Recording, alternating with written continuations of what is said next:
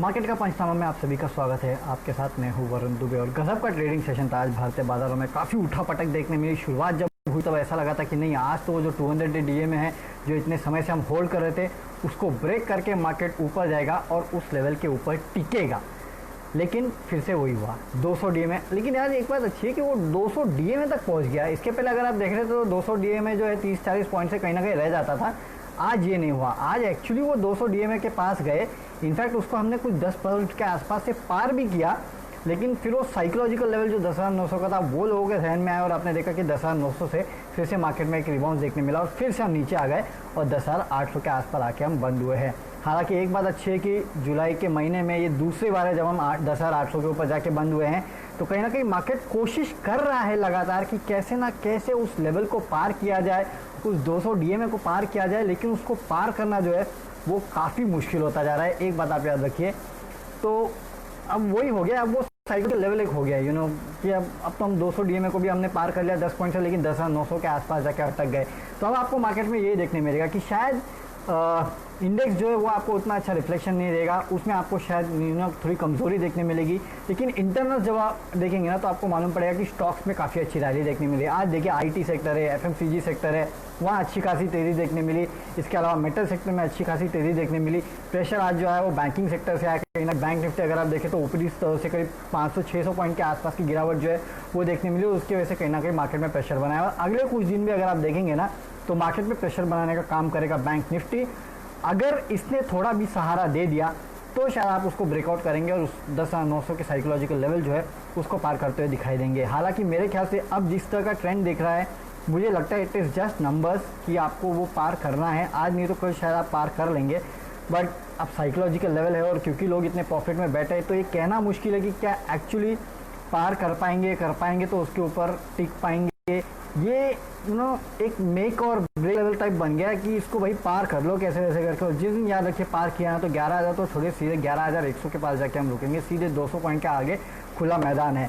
Let's see ये पार करते हैं कि नहीं। आज तो ग्लोबल क्यूज भी जो थे वो हमारे फेवर में थे। Dow futures, cash back, FTSE. अगर आप एशियन मार्केट्स देखें तो वहाँ भी अच्छी खासी तेज़ी देखने मिली थी, लेकिन हम थोड़े डरे हुए थे वही साइकोलॉजिकल लेवल की वजह से। लेट्स होप 200 डे डीएमए जो है उसको हम पार करें और 10,900 के ऊपर निकले। 200 पॉइंट की रैली का फिर मज़ा लेंगे तो ज़्यादा मज़ा आएगा। Let's wait watch and hope कि बैंक निफ्टी जो है वो सपोर्ट करे, क्योंकि बैंक निफ्टी का सपोर्ट जो है वो यहाँ मार्केट को बढ़ने के लिए सबसे ज़्यादा इंपॉर्टेंट होगा।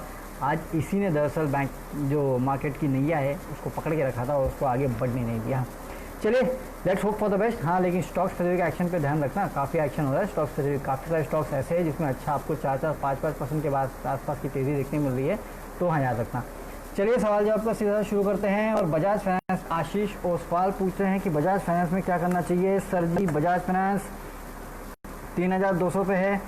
लॉन्ग टर्म के लिए लेना चाहते हैं तो इन लेवल्स पे भी ले सकते हैं। हालांकि पूरा पैसा मत लगाना, 60% लगाना, 40% रुक जाइए। मेरे ख्याल से थोड़ा और ये स्टॉक जो है नीचे गिर सकता है। अगर गिरा है तो उसके बाद आपके पास पैसा लगाने का और मौका अच्छा आ जाएगा। बट ये है 5,000, 4,500 के आसपास के लेवल्स आपको शॉर्ट टर्म में, मीडियम टर्म में देखने मिल सकते हैं, जितना मेरा कन्विक्शन है इस काउंटर को लेके। लेकिन 3,500 के ऊपर जब जाएगा ना तब इस काउंटर में आपके पास जो बचा कुचा 40% पैसा है वो लगाना। अभी थोड़ा बहुत लगाइए, बैठ जाइए, और नीचे जाता है और खरीदारी कीजिए। 40% अलग से रखिए।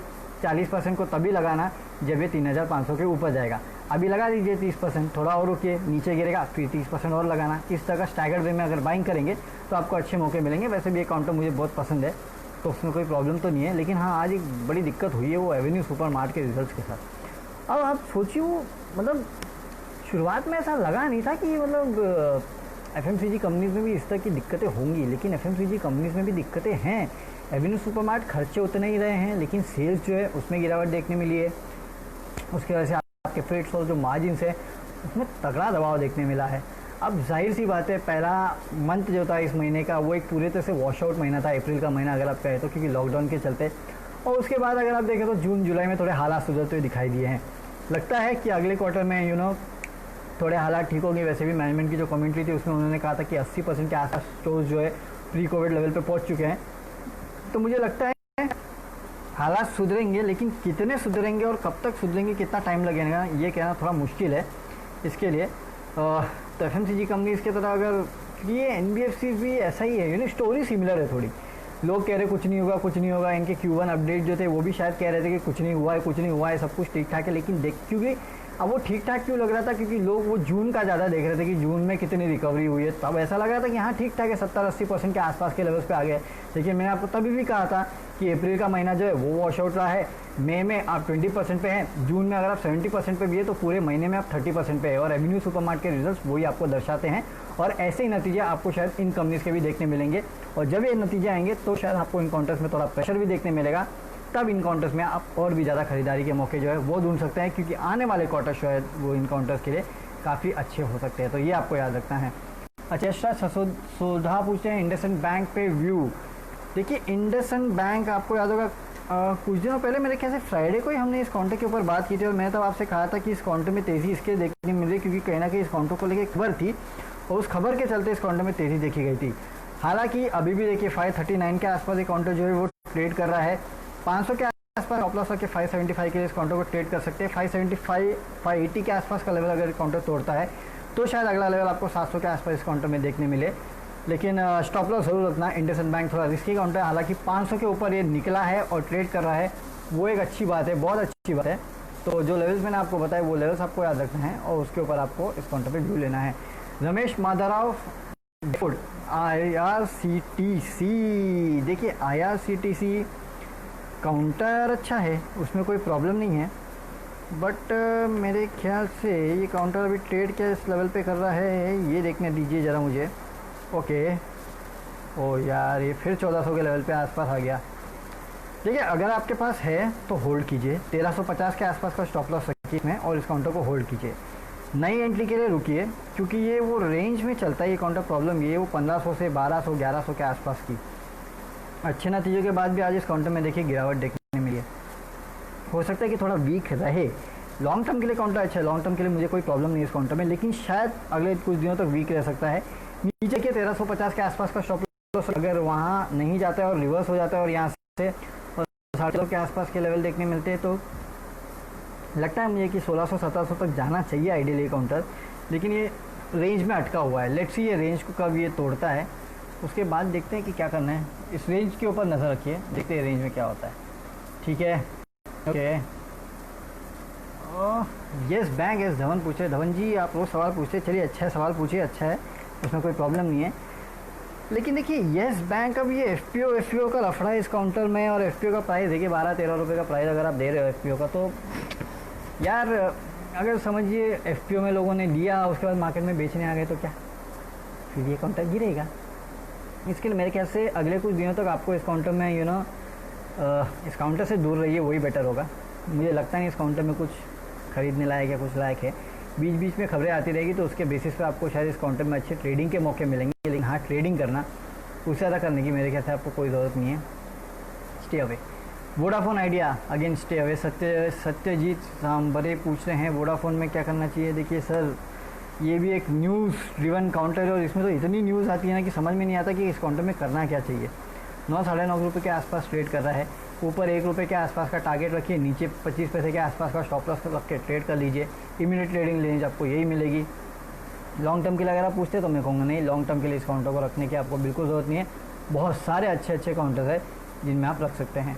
अच्छा, दीप अग्रवाल मन्नापुरम फाइनेंस, जिग्नेश्वर देवानी मन्नापुरम फाइनेंस। अच्छा, मन्नापुरम में आज ऐसा क्या हुआ है कि 160 पे इन्होंने लिया है। ये भी पूछा कि मन्नापुरम में करना क्या है, सबके सब पूछे हैं। अच्छा, मन्नापुरम में अच्छी खासी गिरावट आई है, 1.25% के आसपास की गिरावट आई है।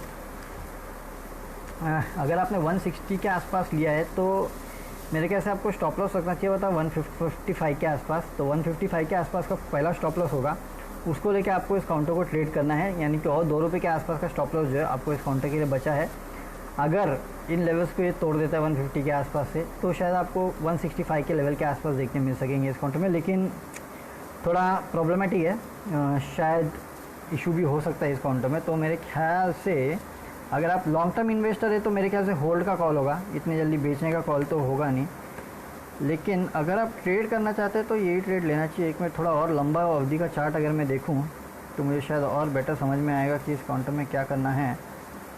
ओहो, पिछले कुछ दिनों से रेंज में है ये। ओके, जुलाई के महीने में काफ़ी रेंज में रहा है, तो लेट्स सी कहाँ रेंज ब्रेकआउट होता है।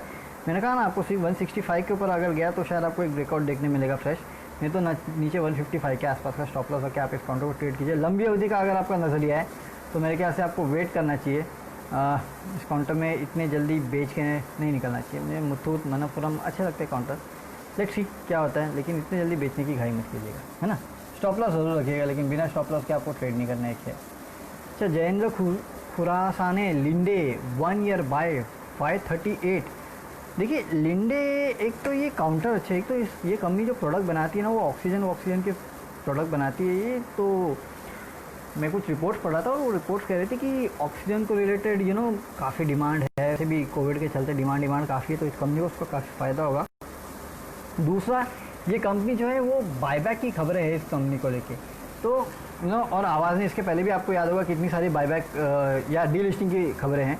डी लिस्टिंग को लेके काफ़ी सारी खबरें दी थी और सभी की सभी खबरें जो है वो दरअसल राइट निकली है। तो मेरे ख्याल से काउंटर में बने रहिए। डी लिस्टिंग का बज़ है इस कंपनी और वैसे भी कंपनी के बिजनेस को लेके भी लोग काफ़ी बुलिश है, इसके लिए मेरे ख्याल से आपको इस अकाउंट में फिलहाल बने रहना चाहिए। अच्छा, एवेन्यू सुपर मार्ट पे भी लोग व्यू पूछे हैं, एफएमसीजी काउंटर पे व्यू पूछे हैं। देखिए एफएमसीजी एज बजाज कंज्यूमर्स पे धवन जी पूछे क्या करना चाहिए। मेरे ख्याल से इनकम वैसे ही बजाज कंज्यूमर्स कल के फंड में कल के खिलाड़ी आज में दिया गया था, तो उस काउंटर में तेज़ी बनती है, कल भी बनेगी मेरे ख्याल से। लेकिन एफएमसीजी एज ए स्पेस को लेकर मैं थोड़ा चिंतित हूँ। क्यों? क्योंकि एफएमसीजी एज ए स्पेस में तेज़ी के लिए आई, कहा कि सेल्स काफ़ी रूरल सेल्स सुधरेगी। देखिए याद रखिए, मैं कुछ रिपोर्ट्स पढ़ रहा था और कहे थे कि ट्रैक्टर की सेल्स सिर्फ इसके लिए नहीं बढ़ी है क्योंकि पिछला जो सीज़न था वो अच्छा रहा है और आने वाला सीज़न जो है एग्रीकल्चर का वो भी अच्छा रहेगा, अच्छे मानसून के चलते, इसके लिए सिर्फ ट्रैक्टर की सेल्स नहीं बढ़ी है। काफ़ी सारे ऐसे खेती वाले थे जिनको मजदूर नहीं मिले हैं खेती करने के लिए। काफ़ी सारे लोग सिटीज़ में अटके हुए थे, कुछ गांव पहुंच भी गए थे तो लॉकडाउन की वजह से खेती करने नहीं जा पाए, तो मजदूर नहीं मिलने की वजह से भी काफ़ी लोगों ने ट्रैक्टर्स खरीदे हैं। एक बात आपको याद रखना है, और अगर एक्चुअली ऐसा हुआ है ना तो ये कंजम्पशन के लिए ख़राब है। क्यों ख़राब है? क्योंकि अगर कोई खेती करने वाला ट्रैक्टर खरीदता है और मजदूरों को काम पे नहीं बुलाता है, यानी उनके हाथ में पैसा नहीं जा रहा है। अगर उनके हाथ में पैसा नहीं जा रहा है यानी कि वो कंज्यूम नहीं करेंगे। अगर कंज्यूम नहीं किया तो कंजम्पशन के ऊपर प्रॉब्लम आ सकता है। तो ये सिर्फ रेड फ्लैग हाईलाइट कर रहा हूँ कि इसके लिए अगर आप कंजम्पशन ड्रिवन स्टॉक्स के ऊपर अपना बेट लेने की सोच रहे ना, तो थोड़ा सोच समझ के रखना। जो फंडामेंटली काफ़ी स्ट्रॉन्ग है ना उनके ऊपर ही बेट करना, है ना। जैसे कि एचयूएल जैसे काउंटर्स है उनके ऊपर आप बेट कर सकते हैं, लेकिन जितने भी एफएमसीजी काउंटर्स हैं उनके ऊपर आप स्ट्रिक्ट स्टॉप लॉस करके ट्रेड कीजिएगा। मार्केट गिरता है तो ये काउंटर्स चलते हैं, ये एक बात है। दूसरा, मनरेगा पे ज़्यादा खर्चा हो रहा है तो उसका भी फ़ायदा मिलने का अनुमान लगाया जा रहा है। लेकिन जो ट्रैक्टर की स्टोरी है ना, इसमें एक नेगेटिव पॉइंट भी है, तो ये भी आपको याद रखना है। तो कभी भी भले वो एवेन्यू सुपर मार्ट हो या कोई भी काउंटर हो, ट्रेड करेंगे स्टॉप लॉस के साथ करना। दूसरा, Avenue super mart long term अगर 2-3 साल के लिए रहना चाहते हैं तो ले लीजिए, ये लेवल भी अच्छा है, इसमें कोई प्रॉब्लम नहीं है, इतना मैं आपको कह सकता हूँ। चलिए इसी नोट पे आप विदा लेते हैं। आपके जो बच्चे कुछ सवाल है उनका जवाब हम कल इसी प्लेटफॉर्म पे देंगे इसी समय। और बाकी ग्लोबल क्यूज़ कैसे हैं, इंडियन मार्केट को कैसे ट्रेड करना है, कौन से इंपॉर्टेंट लेवल है जहाँ पे आपको नज़र रखनी है, ये सब आपको कल सुबह 7 बजे बताएंगे। तो हमारे साथ सुबह 7 बजे जुड़िएगा। तब तक के लिए सी यू एंड गुड बाय।